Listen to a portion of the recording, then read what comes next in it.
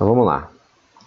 Questão das lentes esféricas. Aí nós temos alguns tipos. Primeira coisa, agora não é mais um espelho, né? Como a gente tinha visto anteriormente, a gente tem o espelho côncavo e o espelho convexo. Agora lente. Lente, olha só, ela tem duas faces, né? Como se a gente estivesse olhando de um lado e olhando pelo outro lado, não é? Então nós temos alguns tipos de lentes e de acordo com esse tipo ela tem um certo comportamento. Né? Todas são feitas, né, baseadas, né, em círculos, em calotas esféricas. Então os tipos que a gente tem é o seguinte, ó, biconvexa, por quê? Ele é convexa olhando pela esquerda e convexa olhando pela direita. Plano convexa. O nome aqui a gente sempre fala o lado esquerdo e depois o direito. Olha só, essa aqui é plano convexa. De um lado é plano, do outro lado é convexa. Essa daqui côncavo, convexa. De um lado, do lado esquerdo é côncavo, do lado direito é convexa. Bicôncavo, ela é côncava dos dois lados. Não dá para perceber e é bem fácil de identificar o tipo de cada uma dessas lentes. Tá? Mais os outros dois tipos aqui, ó, plano côncavo, plano de um lado, côncavo do outro. Convexo, côncavo, convexo de um lado, côncavo do outro. Tá? Beleza. Aí a gente tem uma característica que ajuda a gente a identificar o tipo delas, certo? Sempre que o segundo nome for convexa, nós estamos tratando de lentes com bordas finas ou lentes convexas, tá vendo?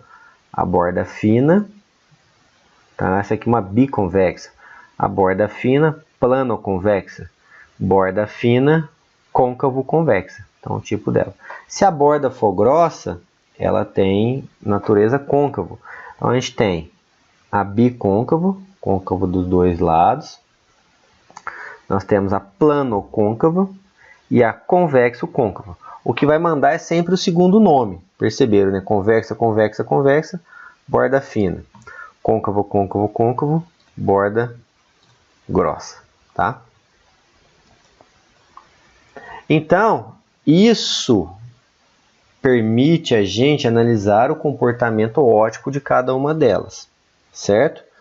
Nós temos as lentes de borda fina, são as lentes convergentes. O que é isso? Os raios, ao passarem por ela, eles vão convergir para um único ponto.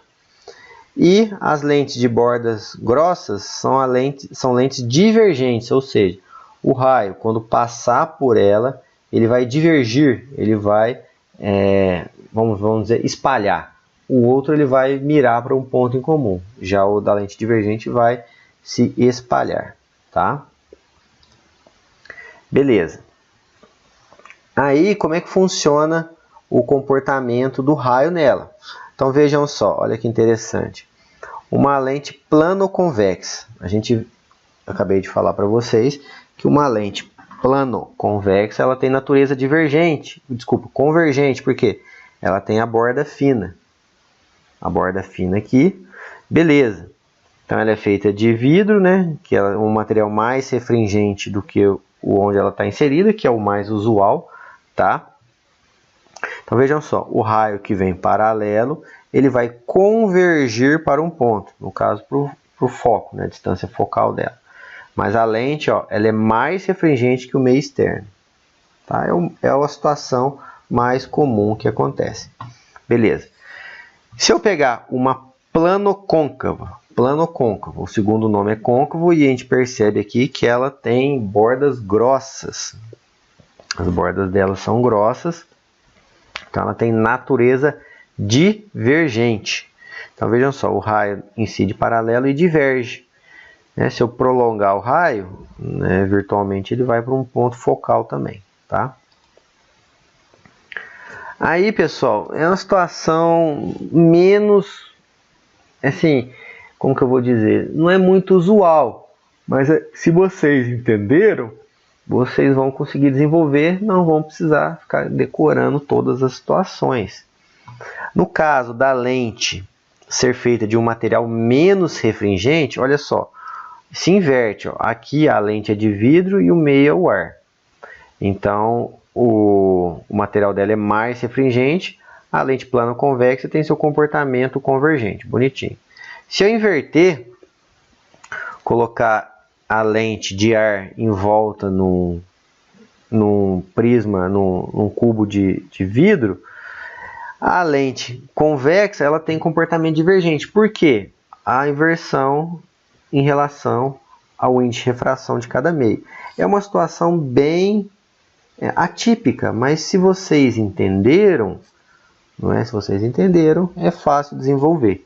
Tá? Só lembrar, a lente de borda fina é convergente, desde que ela tenha o índice de refração dela seja maior do que o do meio. E ela vai ser divergente se o índice de refração dela for, vamos dizer, menor do que onde ela está inserida. A mesma inversão vale para a lente côncava, plano-côncava. Se ela for feita de um material menos refringente, ao invés dela ser divergente, ela é convergente. Então é só ficar atento a isso. Tá? Esses slides eu vou disponibilizar para vocês assim que a aula acabar. Tá? Ó, aí aqui um resumão bem bacana para vocês. Ó, a lente mais refringente, borda fina convergente, borda grossa divergente. Se a lente for feita de um material menos refringente, a borda fina é divergente e a borda grossa é convergente. Inverte-se o processo, tá? Beleza.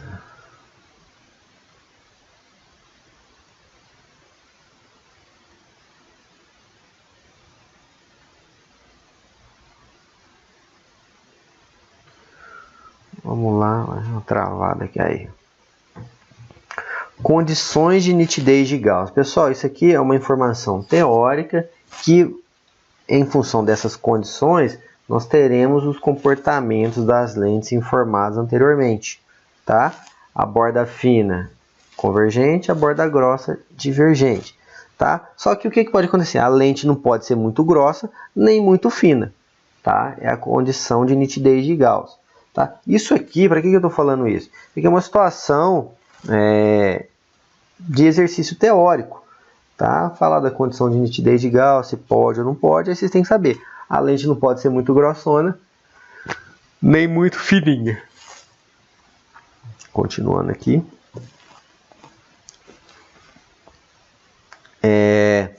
A questão dos raios paraxiais. Porque olha só, a lente ela tem uma certa curvatura, né?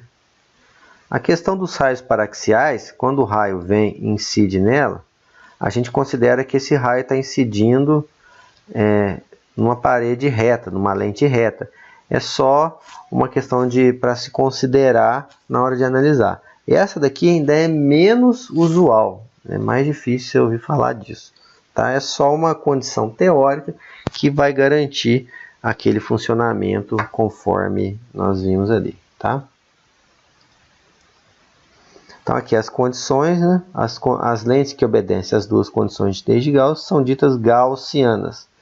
E a gente pode aplicar as fórmulas, analisar seu comportamento como funcionamento adequado, perfeito. É o comportamento ideal, é o que interessa para a gente.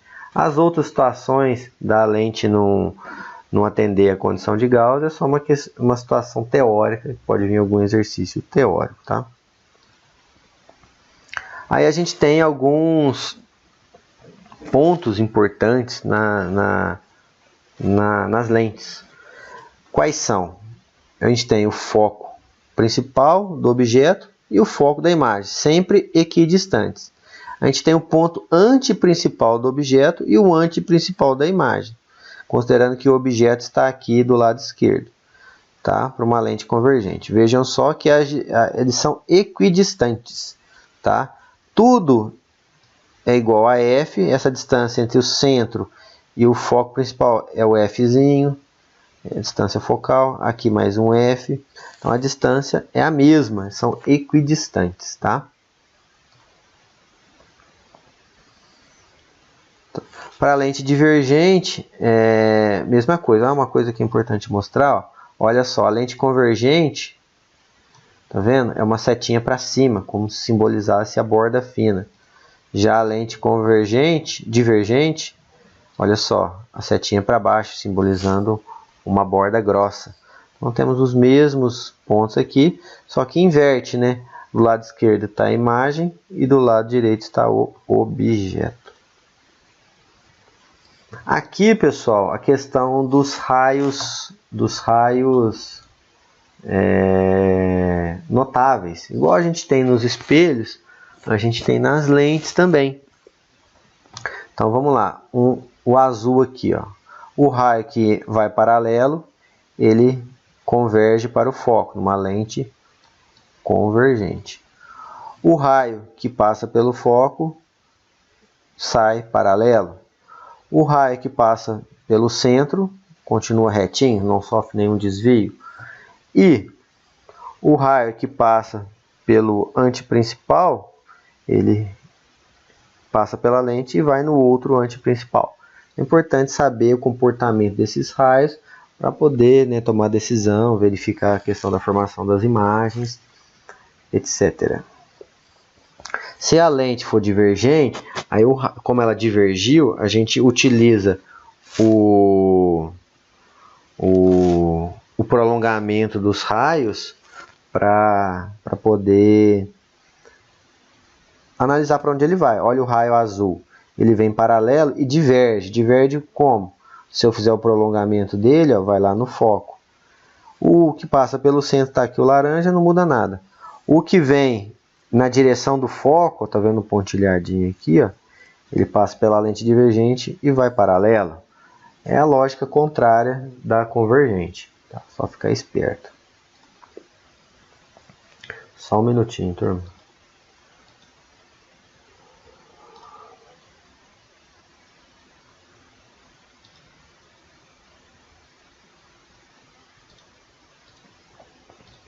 Vamos lá. Formação das imagens. Esse aqui eu vou colocar os slides para vocês, tá? Mas enfim, um objeto muito afastado, ó, bem afastado, antes do antiprincipal. Então eu passo um raio paralelo, vai no foco, jogo um raio no foco, vai paralelo. Se eu fizesse aqui, ó, um raio no foco, incidindo paralelo, ó, ia dar na mesma, tá? Que tipo de imagem forma? Natureza real, porque agora eu estou falando de lentes. Então vai formar uma imagem aqui. Se eu colocar um anteparo, uma tela aqui, eu consigo ver a imagem, tá?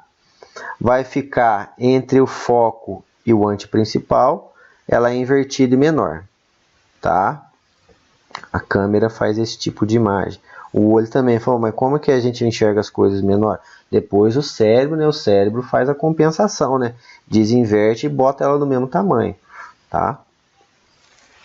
Se eu colocar exatamente em cima do antiprincipal, ela vai exatamente em cima do antiprincipal da imagem. Natureza real também e o mesmo tamanho. Tá? Esse é o princípio de funcionamento da máquina de Xerox. Certo? Ela trabalha, ela reproduz algo do mesmo tamanho. Objeto entre o antiprincipal e o foco. Olha só. É o nosso data show. Ele coloca a imagem, o que ele vai transmitir entre o antiprincipal e o foco da lente, que vai fazer o quê? Vai ampliar a imagem. Vai ampliar a imagem, vai inverter. Dentro dele ele consegue desinverter e jogar ela aqui, senão a gente ia enxergar tudo de cabeça para baixo. Tá? Esse é o caso 3. O objeto em cima do foco, assim como no espelho, né, turma? No espelho côncavo, se eu colocar o objeto em cima do foco, não tem imagem nenhuma formada, dá tudo errado. Ó, percebam aqui. E se eu aproximar muito o objeto? Então ele forma uma imagem virtual. O que é essa imagem virtual? Ela não pode ser projetada em lugar nenhum. Ela fica do mesmo lado do objeto. Ela é aumentada e não inverte. Qual que é a aplicação disso? A lupa. A lupa é o quê? Quando eu aproximo muito ela de um objeto, nós conseguimos ver esse objeto ampliado. Então essa é a situação. Percebam que é muito similar à teoria dos espelhos, né? Côncavo, convexo. Tá?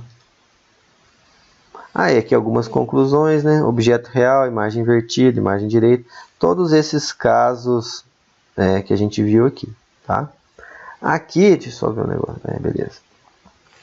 Aqui nós já vimos isso aqui. A equação de Gauss. Né? 1 sobre distância focal, 1 sobre P, posição do objeto, P', posição da imagem. Aí, pessoal, olha aqui. O P positivo, objeto real que está antes da lente. O P negativo, objeto virtual que está depois da lente. P' positivo, imagem real, que vai estar depois da lente. P' negativo, imagem virtual, antes da lente. Ó. Essa daqui é uma imagem virtual, antes da lente. Essa daqui é uma imagem real, depois da lente. Não pode confundir espelho com lente. Tá? Uma coisa complementa a outra, né? Mas tem que ficar esperto. Beleza? Aumento é o tamanho da imagem em relação ao objeto, menos P', menos a posição da imagem, porque muitas vezes ela pode estar negativa, né, em função disso aqui, de onde ela vai se posicionar, dividido pela posição do objeto. Tá? Aqui tem todas as referências. Aí acabamos. Beleza. Só um minutinho agora.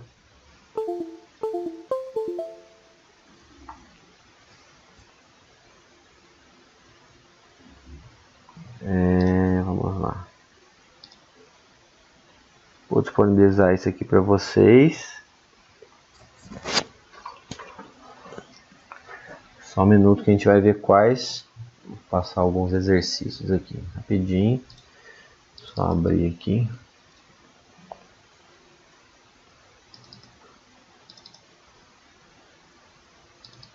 Essa aqui é a frente 3.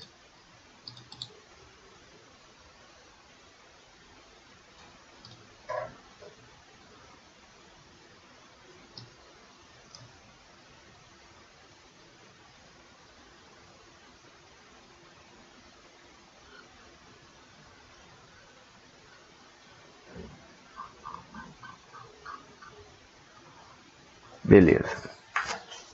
Vou pegar aqui. Vocês vão fazer. Vou compartilhar aqui. Como diz o Cauã, né? Ou tentar fazer, né, Cauã? Cauã tiver.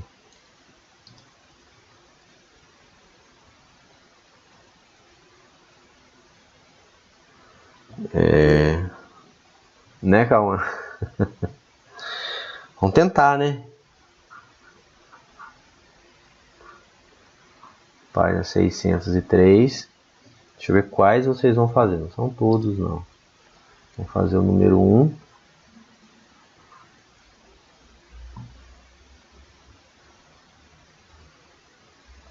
O 2.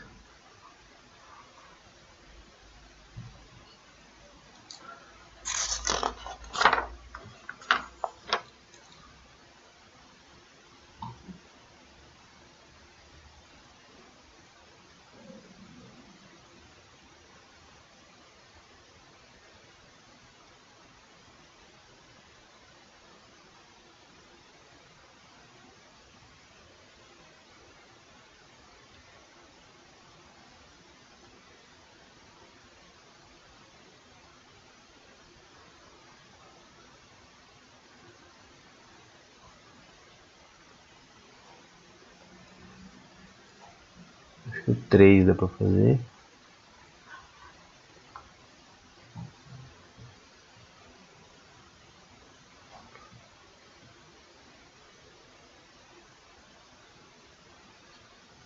O 5.